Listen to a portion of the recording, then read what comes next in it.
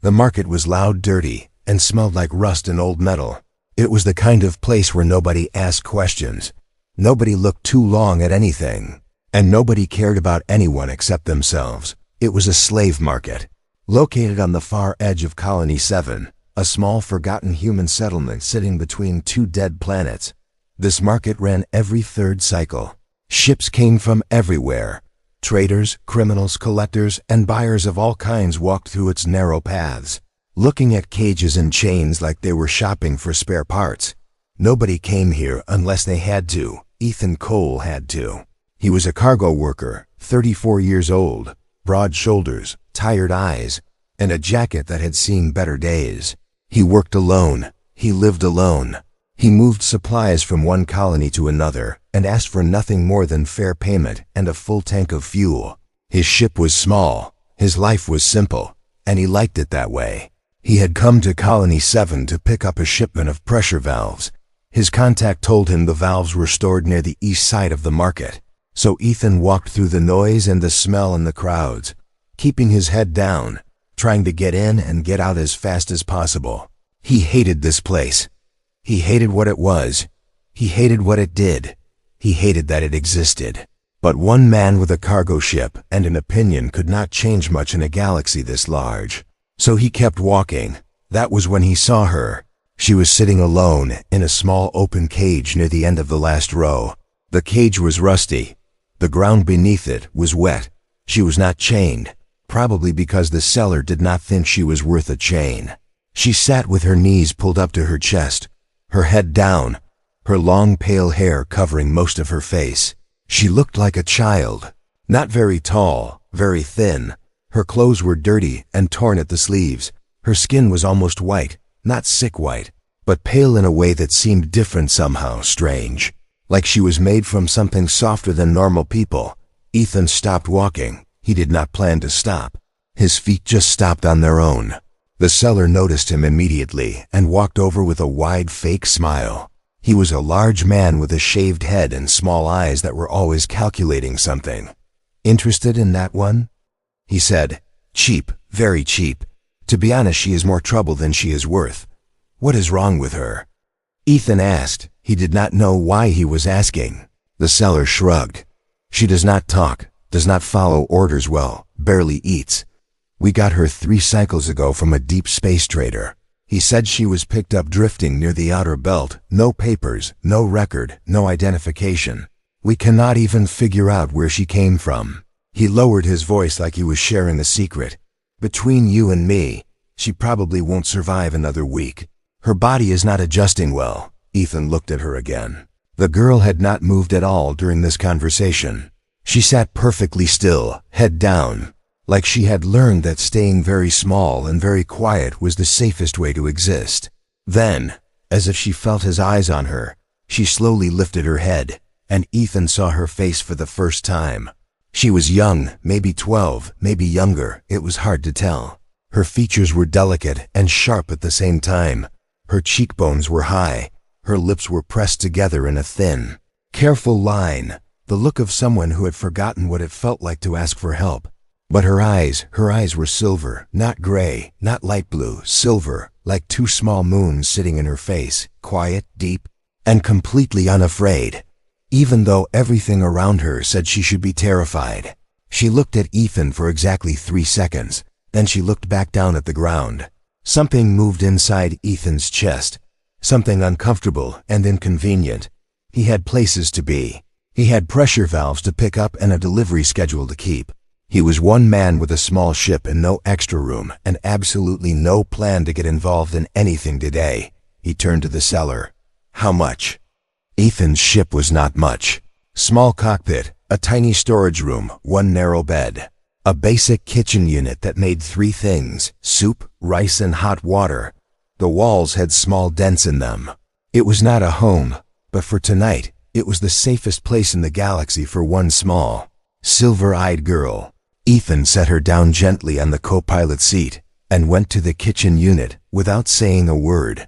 He had learned very quickly that she did not like sudden movements, so he moved slowly now, carefully, the way you move around something fragile that has already been broken once. He made soup. It was nothing special, just the basic powder kind that comes in a silver packet and tastes mostly like warm salt. She stared at the cup. She did not take it. She looked at the cup, then at Ethan, then at the cup again. Her silver eyes moved slowly, watching everything, calculating everything. She was not stupid. That much was already very clear. She was trying to figure out what this was, what the cost was, what he wanted in return, because in her experience, nobody gave anything for free.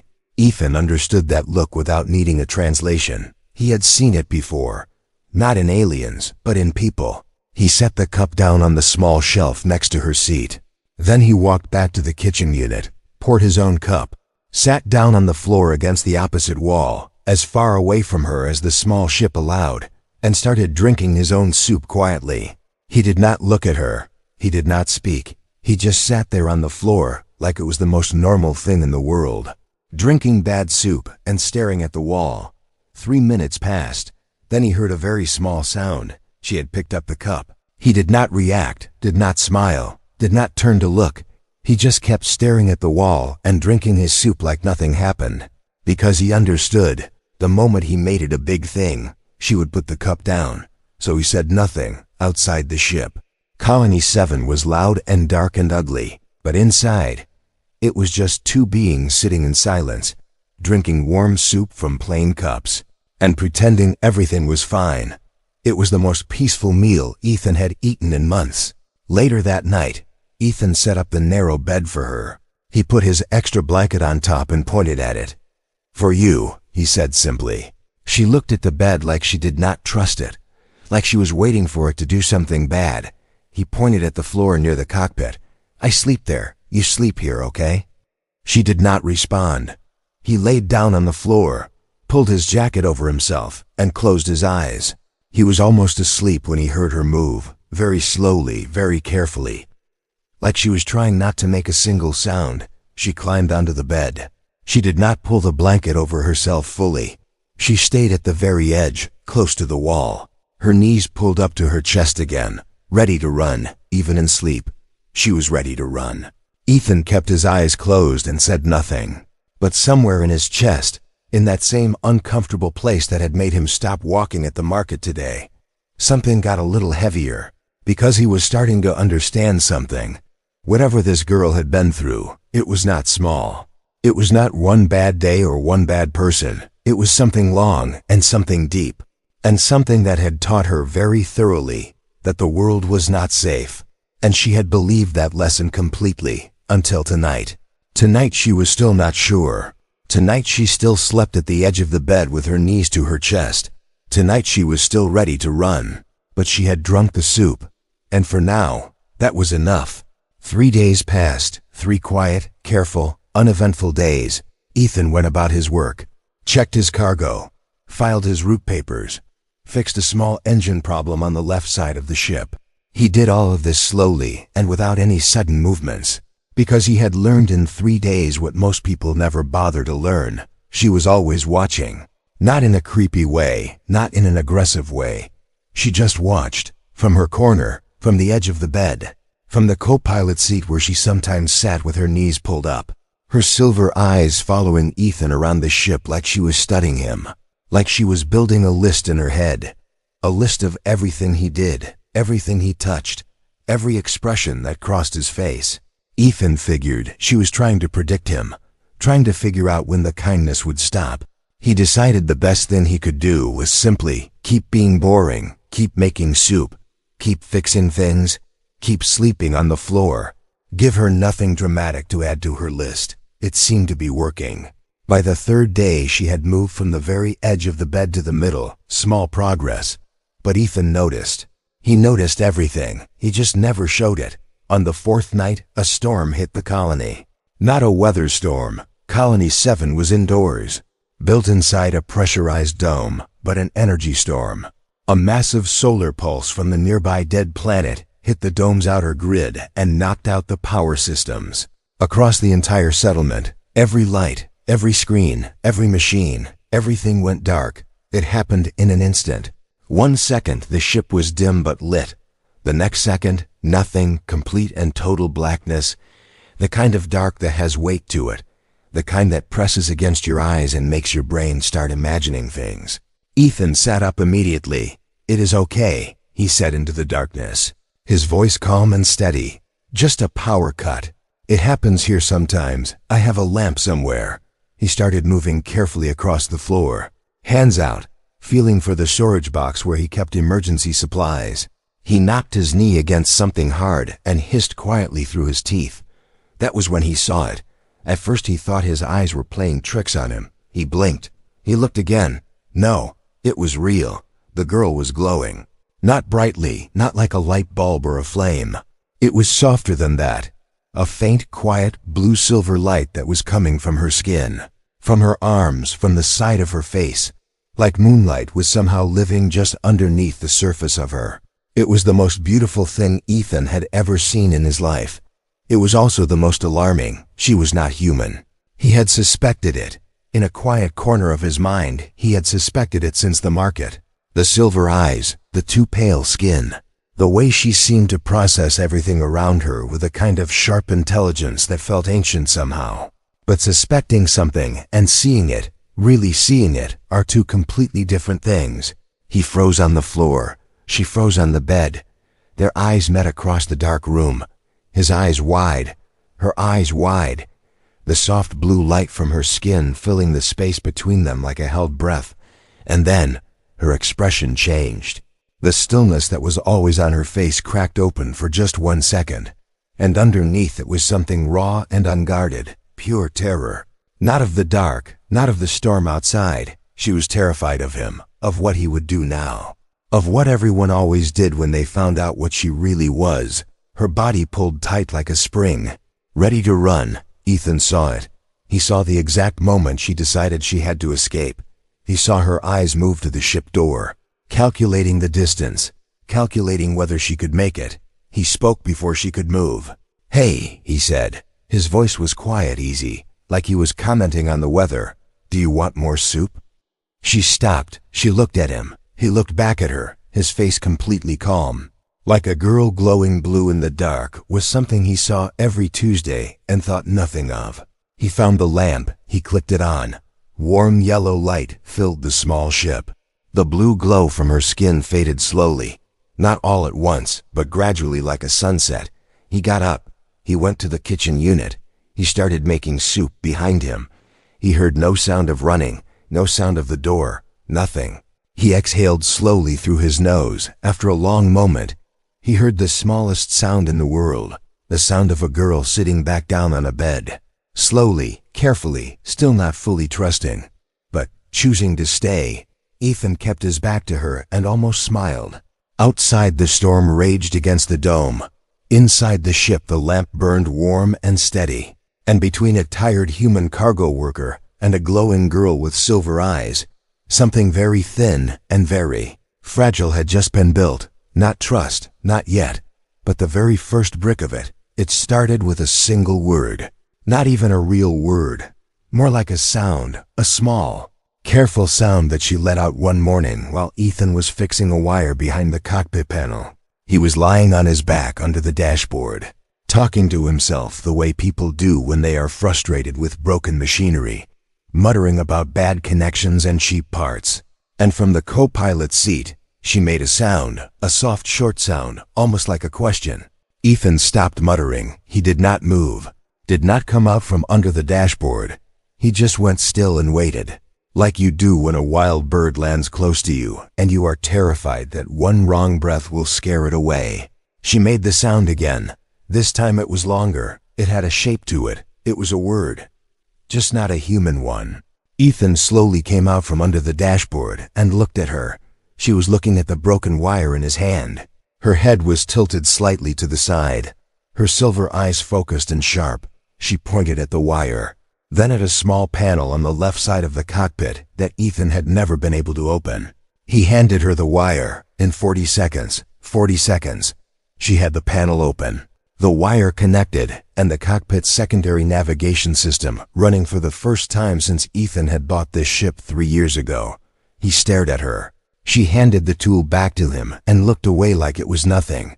That was the day Ethan decided to find a way to talk to her properly. He dug through his storage boxes until he found something he had not used in years. An old universal translation device. Small, beaten up, covered in scratches, but still working. He set it on the shelf between them and pressed the activation button. It beeped once. She looked at it with those calculating eyes. Then, very slowly, she leaned forward and spoke into it. The device hummed. It flickered. It worked through 17 language banks in 4 seconds. And then it found the match. A rare match. A language so old that the device flagged it as nearly extinct. Her name came through first, Lyra. Ethan repeated it carefully. Lyra. She looked at him when he said it. Really looked at him. Like she had not heard her own name spoken gently in a very long time. Then the questions came, slow at first, one word at a time. The translation device working hard between them like a tired bridge connecting two very different worlds. He learned small things first. She did not like loud sounds. She could eat human soup, but almost nothing else without getting sick. She had never seen rain, real rain, only read about it. She was older than she looked, not 12, not 14. But the translation device struggled with her age, the way it struggled with all things from her world. Numbers that did not match human numbers. Then one night, 7 days into their quiet, careful routine, she told him more. She told him she was taken when she was very small. She told him she remembered bright lights and then darkness and then chains. She told him she had been in 6 different places before the market at Colony 7. 6 different owners, 6 different sets of rules. She told him this in a voice that had no emotion in it. Completely flat, completely steady, which told Ethan more than emotion ever could. She had told this story so many times inside her own head that she had worn all the feeling out of it. Ethan sat very still and listened to every word. He did not say he was sorry. He had learned that sorry meant nothing to people who had been through real things. Instead, he just nodded, slowly, carefully, letting her know he heard her, he believed her. He was not going anywhere. She watched his face the whole time she spoke, looking for the lie. She did not find one. And then, in a voice even quieter than usual, she told him the thing she had never told anyone. The thing she had buried so deep she had almost convinced herself it was not real. She told him where she came from, Valori. The translation device went very quiet for a moment when that word came through. Then it displayed 3 lines of text that made the color drain slowly from Ethan's face. Valori. Outer Galactic Empire. Population, 47 billion. Governing class, royal bloodline, currently in crisis. Status, missing heir, classified royal emergency, search ongoing for 11 years. Ethan looked up from the device. He looked at Lyra. She was watching him, perfectly still, those silver eyes reading every micro-expression on his face like words on a page. He closed the translation device slowly. He leaned back against the wall. He looked at the ceiling of his small battered ship for a long moment, at the dents, and the old stains and the wires he had fixed with tape because he could not afford proper parts. Then he looked back at her. Okay, he said quietly, more to himself than to her. Okay. She did not understand the word, but she understood the tone. He was not afraid of her. He was not calculating her value. He was not already reaching for a communication device to call someone important. He was just sitting with it, the way a steady person sits with a hard thing. She had never seen anyone do that before. Something moved behind her silver eyes, something small and new and very fragile. Something that did not have a name yet in any language the translation device knew. But if you looked closely enough, it looked a little like hope. Nobody taught her to help. She just started doing it. It began small, the way all important things begin. One morning, Ethan came into the cockpit to find his navigation charts sorted by sector, numbered, and folded in a way he had never thought to fold them. Clean, precise, perfect. He stood there holding his coffee cup and staring at them for a long moment. He looked at Lyra. She was sitting in the co-pilot's seat, knees up, eyes forward, pretending she had not done anything. He said nothing. He just sat down, picked up the first chart, and started his morning checks. But before he did, he placed his coffee cup in her direction. A small slide across the console, An offering. She looked at it. Then she picked it up and held it in both hands the way she always did. Like warmth was something rare, and she wanted to hold all of it at once. That was how it worked between them now. No big words, no long speeches, just small things. Traded quietly back and forth, like a language they had built themselves from scratch. By the second week, she had reorganized the entire storage room. Every pressure valve, every spare part, every supply packet sorted by type and size and frequency of use. Ethan had spent 3 years stepping over that chaos every single day. He walked in, looked at it, and stood there so long that Lyra appeared in the doorway behind him to see what was wrong. "Did you do all of this?" he asked. She watched his face carefully for his reaction. He turned around and pointed at her with one finger. "You," he said firmly, "are terrifying." The translation device caught it, processed it, delivered it.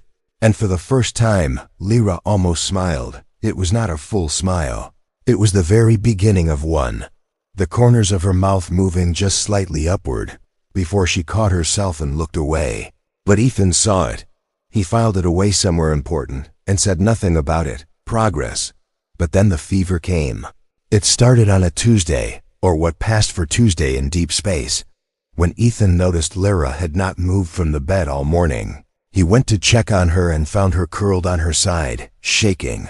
Her pale skin had gone almost translucent, and the faint blue glow beneath it was flickering, unstable, like a light with a loose connection. He put his hand near her forehead without touching. He had learned she did not like being touched without warning, and he could feel the heat coming off her from 2 inches away. It was bad. He ran through everything she had eaten in the last 2 days, his brain working fast and guilty, and landed on the protein supplement he had added to her soup the night before. He had thought it would help her get stronger. He had not thought about the fact that her body was not human, that what was good for him might be poison for her. He sat down on the floor next to the bed immediately. He stayed there. He did not sleep that night. He kept a cold, damp cloth near her.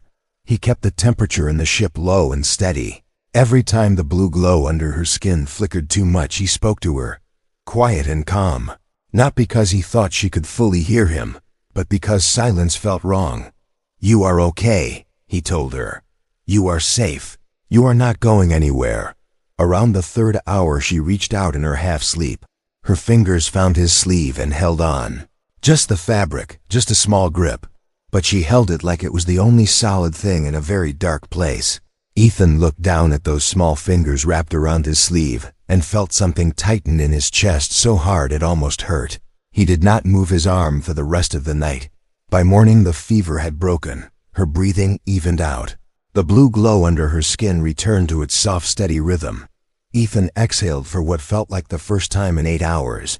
He got up slowly, careful not to wake her. He went to the kitchen unit and stared at it for a long moment. Then he started making soup, real soup this time, not the powder kind. He had kept some actual ingredients in the back of the storage room for emergencies.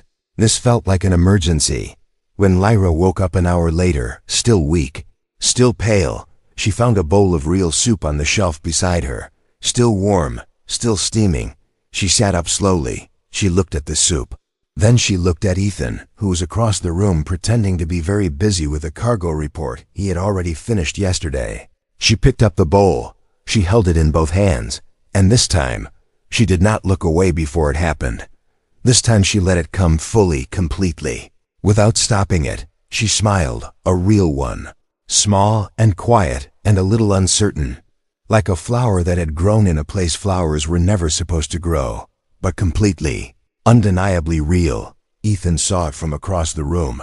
He looked back down at his cargo report immediately, but the tips of his ears went red. And somewhere in his chest, in that place that had been slowly getting heavier since a slave market on Colony 7, something settled. Something that felt less like weight now and more like purpose. Outside the ship, the stars were cold and infinite and completely indifferent. But inside, something small and warm and stubborn was quietly, slowly, taking root. It was a sound Ethan had never heard before. Not an alarm, not an engine, not the usual noise of colony life filtering through the ship's outer walls. This was different. This was low and deep and ancient. like a vibration that did not travel through the air, but through the bones, through the floor, through everything solid. He sat up from his sleep immediately. His body knew before his brain did. Something was wrong. He moved to the cockpit in the dark and pulled up the external scanners. 6 ships, not human ships. They were enormous, long and dark and shaped like something between a blade and a living creature. They moved with a silence that felt deliberate. They simply arrived, the way empires do. The colony's emergency channel crackled to life a moment later, the administrator's voice tight and controlled. "Attention all residents, we have unannounced visitors from the outer galactic sector." Ethan's eyes moved fast across the scanner data, reading the ship signatures, reading the markings on the hull that the scanner was trying to identify. Then it returned one word: Valori. Ethan's stomach dropped straight to the floor. He turned around slowly. Lyra was already standing in the cockpit doorway. She had heard the sound too, that bone-deep vibration, and it had pulled her from sleep the way a fire alarm pulls something primal from inside you. But her face had changed completely. Everything that had slowly, carefully opened up over the past weeks, the almost smiles, the small moments of trust, the warmth, all of it had closed back down in an instant, like a door slamming shut. She looked at Ethan. He looked at her. And in the silence between them, everything was said without a single word. The colony's communication channel crackled again. This time it was not the administrator. This time the voice was different, deep, precise, speaking an accented human language like it had learned it from a textbook rather than from living among people. "Attention Colony 7. We are representatives of the Valori Imperial Search Command. We are conducting a search for a missing individual of significant importance. We will be sending a ground unit to inspect all vessels. Non-compliance will be treated as obstruction of Imperial law. That is all." Then the channel went dead. Ethan looked at the scanner. He counted the time in his head. 6 large ships, probably 30 soldiers per ship. Ground units moving fast. They would reach his vessel in maybe 20 minutes, maybe less, 20 minutes. He stood up. "Lyra," he said. His voice was calm, deliberately, carefully calm, the way he had learned to be calm around her. "I need you to listen to me right now." She was already backing toward the storage room, not in panic, but in the mechanical way of someone executing a plan they made a long time ago. A plan called run, hide, disappear, start over, trust nobody. "Lyra," she stopped. Something in his voice stopped her. Not a command, not fear. Something else entirely. He crossed the cockpit in 4 steps and crouched down so he was at her eye level. Something he had never done before. And he looked directly at her silver eyes and spoke slowly and clearly. "I am not turning you in." She stared at him. The translation device on the console picked it up and delivered it in her language. She kept staring. "I need you to go into the back storage panel, the one behind the pressure valves, and stay there, and stay quiet. Can you do that?" She did not move for a long moment. Outside, the low vibration of the Imperial ships grew slightly stronger. The ground units were launching. Ethan could see them on the scanner. Small, fast transport pods dropping from the bellies of the large ships like stones. 15 minutes now, maybe less. Lyra looked at Ethan's face for a long time, her silver eyes moving across every detail of it, searching for the thing she had always found before, the angle, the calculation, the moment when someone's kindness revealed its price. She found nothing. Just a tired man in a bad jacket crouching on the floor of a small ship. Looking at her like she mattered, she moved. Fast and silent, she went to the storage room, found the panel behind the pressure valves, the one she herself had reorganized 3 weeks ago and therefore knew better than Ethan did, and slipped inside it, pulling it closed behind her without a sound.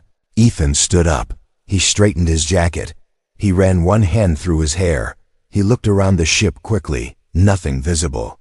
Nothing suspicious. Just a messy ordinary cargo vessel with one messy ordinary cargo worker inside it. He walked to the door and leaned against the wall beside it with his arms crossed. He waited. 8 minutes later, the knock came. 3 hard strikes against the outer hull. The knock of people who are used to doors opening immediately. Ethan opened it slowly. 2 Imperial soldiers stood outside in dark armor. tall and sharp-featured with the same pale skin and angular faces as Lyra. But where her face was soft, theirs were carved from stone. Behind them stood a third figure in a long coat holding a scanner device. The soldier in front spoke first. "Cargo vessel, registered to Ethan Cole, human, correct?" "That is me," Ethan said. "We are searching all vessels for a fugitive. We will need to come aboard." Ethan looked at the scanner in the third figure's hands. Then he looked at the soldier's face. Then he did something that surprised even himself. He stepped aside and gestured calmly at the inside of the ship. "Be my guest," he said. "Excuse the mess." The soldiers searched every corner of the ship, every cabinet, every shelf, every storage box. The one with the bad hinge that fell open on its own. The one under the kitchen unit that was full of old coffee packets and broken tools. They moved through Ethan's small world with their long scanner devices and their stone faces, checking walls, checking floors, checking the ceiling. Ethan stood in the middle of it all with his arms crossed and his face completely neutral. He was terrified. Not on the outside. On the outside, he was just a bored cargo worker watching strangers go through his things with mild irritation. But on the inside, his heart was hitting his ribs so hard, he was almost certain the Imperial scanners could pick it up. The third soldier, the one with the long coat and the scanner device, moved slowly toward the storage room. Ethan did not move, did not tense, did not breathe differently, did not allow a single muscle in his face to change. The soldier stepped inside the storage room. The scanner hummed.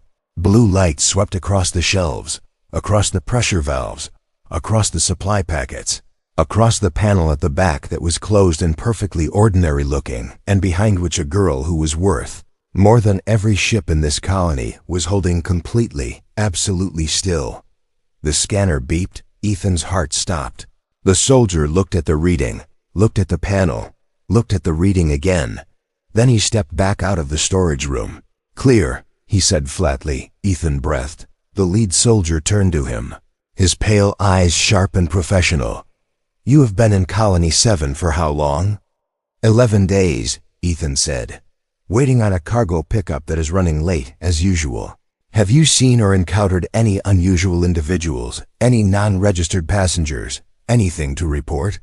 Ethan looked at him for exactly the right amount of time, not too fast, not too slow, and said, "No." The soldier studied his face. Ethan looked back at him the way a man looks at someone who is wasting his time. "If you encounter anything," the soldier said slowly, "you are required by Imperial law to report it immediately. Failure to do so carries serious consequences." "Understood," Ethan said. He walked them to the door. He closed it behind them. He listened to their footsteps move away across the dock. He did not move for a full 2 minutes. Then he walked to the storage room. He knocked twice on the panel, softly, their signal. The one they had never actually agreed on, but somehow both understood. The panel opened. Lyra came out slowly. She stood in the middle of the storage room and looked at Ethan. Her silver eyes were dry. She had not cried. She was not the kind of person who cried easily. But there was something in her face that was more exposed than he had ever seen it. Every wall down, every careful guard gone. She had heard everything. She had heard him say, "No." Just that. Just one word. But it was the most important word anyone had ever said for her in her entire life. She stood there looking at him, and something was happening behind her eyes, something enormous and overwhelming that her face did not know how to carry. And Ethan could see her trying to hold it together the way she always did, trying to pull the walls back up, trying to go back to being small and still and safe. But she could not do it this time. This time it was too big. She crossed the storage room in 3 small steps, and she did something she had never done, not once, not with anyone, not in 11 years of being passed from one cold place to another. She leaned forward and pressed her forehead against Ethan's chest and stood there, just stood there. Ethan went very still. He did not move for a long moment. He did not want to do the wrong thing. He did not want to break whatever this was. He stood there with his arms at his sides and his heart doing something complicated and enormous in his chest. Then, very slowly, He raised one hand and placed it gently on the back of her head. Just that, just his hand, steady and warm and going nowhere. Outside, the Imperial ships were powering up, their deep vibration filling the dome as they prepared to leave. Colony 7 was holding its breath, waiting for the giants to go. Inside the small ship, there was only silence, and then, so quiet that Ethan almost missed it, so quiet that it could have been just breath, just the ship settling, just his imagination reaching for something that wasn't there. She spoke. One word. In her language first, soft and broken and real. And then the translation device on the shelf behind them caught it and delivered it in a voice even smaller than hers. Papa. Ethan closed his eyes. He stood there in the storage room of his small battered ship with its dented walls and its old stains and its wires held together with tape. And he felt something move through him that he had no name for. Something that started in his chest and went all the way to the edges of him. He tightened his hand gently on the back of her head. He did not say anything. There was nothing to say. Outside, the Valori Imperial ships rose slowly above Colony 7's dome and disappeared into the dark between the stars, taking their search and their scanners and their Imperial law with them. They would keep looking. They would not find her, because a missing princess was not on a throne or in a cage or drifting through the outer belt anymore. She was here, in a small messy ship that smelled like engine oil and instant coffee, held carefully by a tired man in a bad jacket who had stopped walking one day at a slave market for a reason he still could not fully explain. And for the first time in 11 years, she was not a princess, she was not a fugitive, she was not a slave. She was just a girl, safe home, the end.